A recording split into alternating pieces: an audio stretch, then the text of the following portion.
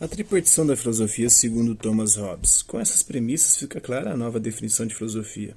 Ela tem por objeto os corpos, suas causas e suas propriedades. Não se ocupa de Deus e da teologia que cabem à fé, nem daquilo que implica inspiração e revelação divina, nem se ocupa da história, nem de tudo aquilo que não seja bem fundado ou conjectural. Ora, como os corpos são naturais inanimados, naturais animados, como o ser humano, os animais, ou então artificiais, como o Estado, a filosofia, consequentemente, deve ser tripartida.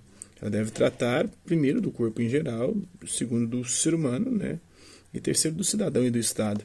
Foi com base nessa tripartição que Hobbes concebeu e elaborou sua célebre trilogia De Corpore, De Homine e De Cive. A divisão da filosofia também pode ser articulada do seguinte modo, né?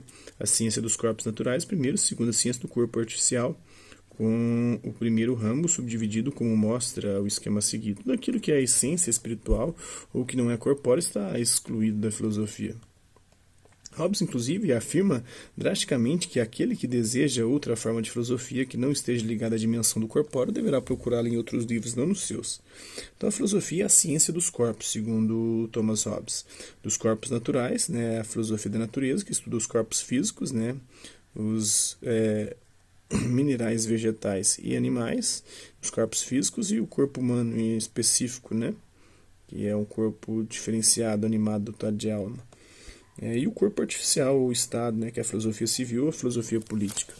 A lógica e os pontos fundamentais do pensamento de Hobbes. Hobbes faz preceder a tratação dos corpos por uma lógica que retoma a tradição do nominalismo da filosofia inglesa tardio-escolástica, né, do Guilherme de Ockham. A lógica elabora as regras do correto modo de pensar e os pensamentos são fixados e suscitados por meio dos nomes que são formados pelo arbítrio humano. Uma vez que existem apenas indivíduos e conceitos de indivíduos, os nomes comuns não indicam conceitos universais, mas são nomes de nomes que de fato não significam a natureza das coisas. Por isso também a proposição que a conexão de nomes é fruto do arbítrio daqueles que foram os primeiros a estabelecer os nomes. E a definição exprime não a essência da coisa, como queriam Aristóteles e toda a lógica clássica e medieval, mas apenas o significado dos vocábulos. Então a lógica elabora as regras do pensamento e os pensamentos são fixados por meio dos nomes.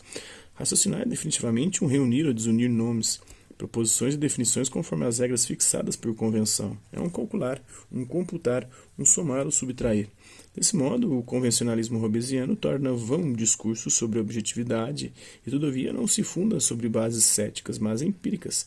Todas as representações da mente humana têm origem no sentido e a causa do sentido é o corpo externo. Então, os nomes, sua gênese e seu significado. Hobbes precede a abordagem dos corpos de uma lógica em surpreendente analogia com o esquema das filosofias helenísticas que faziam a lógica preceder a física e a ética, como, por exemplo, a filosofia epicurista. Essa lógica retoma a tradição nominalista da filosofia inglesa tardia e escolástica, assumindo, porém, também alguns elementos de origem cartesiana. A lógica elabora as regras do modo correto de pensar, mas em um contexto nominalista como o de Hobbes, o interesse volta-se mais para o nome do que para o pensamento como tal. Com efeito, Hobbes diz que os pensamentos são fluidos, e, sendo assim, devem ser fixados com sinais sensíveis capazes de reconduzir à mente pensamentos passados, bem como registrá-los e sistematizá-los, e posteriormente transmiti-los aos outros. Foi assim que nasceram os nomes que foram forjados pelo arbítrio humano.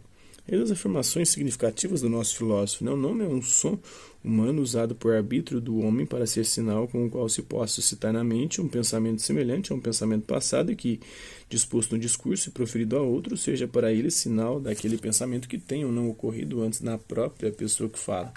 O fato de que os nomes nasçam do arbítrio está provado pelo contínuo surgimento de novas palavras e pela abolição das velhas. Hobbes fala de nomes positivos, como por exemplo homem-planta, e de nomes negativos, como por exemplo não-homem e não-planta. Os nomes positivos e os correspondentes negativos não podem ser atribuídos à mesma coisa pensada em um mesmo tempo e à proposição do mesmo dado. Essa é uma transformação significativa do princípio da não contradição em termos nominalistas.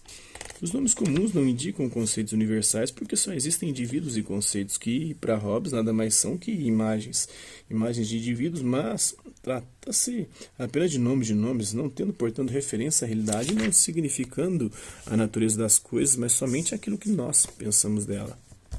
Então é isso aí. O corpo de Thomas Hobbes, né, o corporeísmo e a teoria do absolutismo político. Espero que vocês tenham gostado do vídeo. Quem curtiu, dá um like, quem não curtiu, dá um dislike. Hasta la vista, babies. Até a próxima.